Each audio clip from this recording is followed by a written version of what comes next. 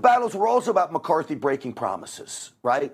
Single issue spending bills, 72 hours to read a bill, all of these things, normal appropriations process, which hasn't happened in decades in Washington. He couldn't do anything, couldn't live up to any of that deal. Yet, instead of taking some responsibility for that, McCarthy wanted to play the blame game today. You all know Matt Gaetz.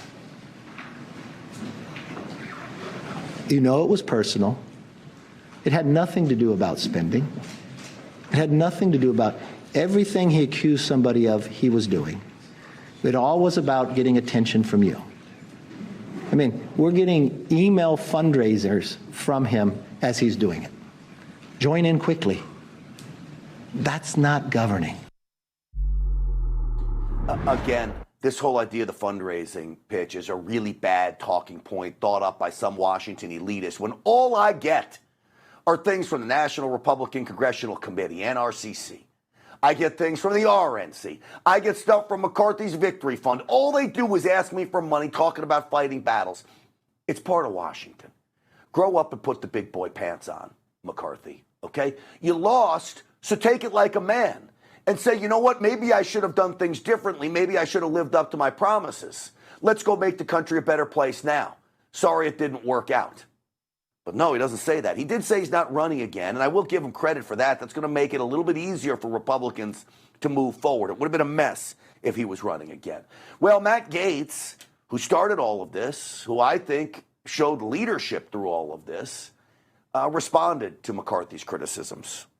You heard the former speaker there criticize my manner of fundraising. His manner of fundraising is to collect hundreds of millions of dollars from special interests and lobbyists and billionaires, and then those entities own him. All of that money comes with strings attached. Instead of raising money for the people whose special interests are at issue in Washington, D.C., I raise money from my voters and the American people.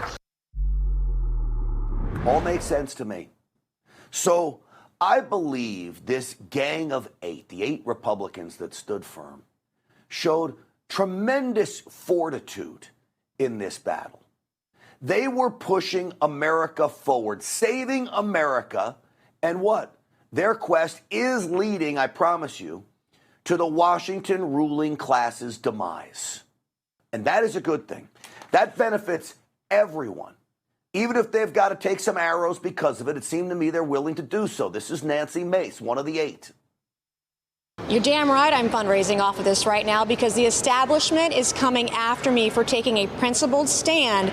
We need to have a budget. We said we would have a budget. We need to have 12 separate up or down spending bills. We promised the American people that we would do that. We did not do it. And now people are coming after me for taking a principled stand. And Kevin, he broke a lot of promises to our conference. He would tell conservatives one thing, moderates another, and Democrats something else. That is not the way to lead our country today.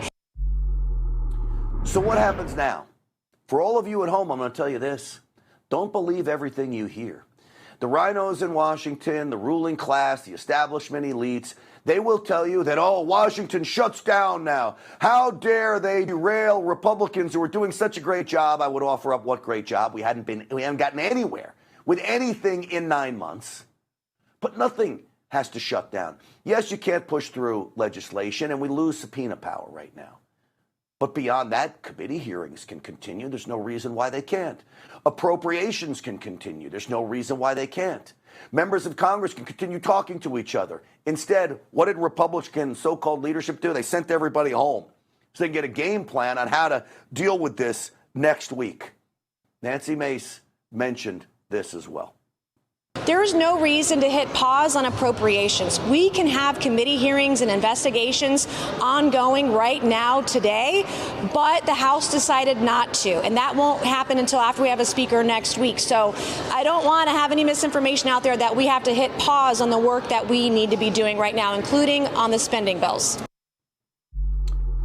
So these 8 Republicans, I believe, will be written into the history books.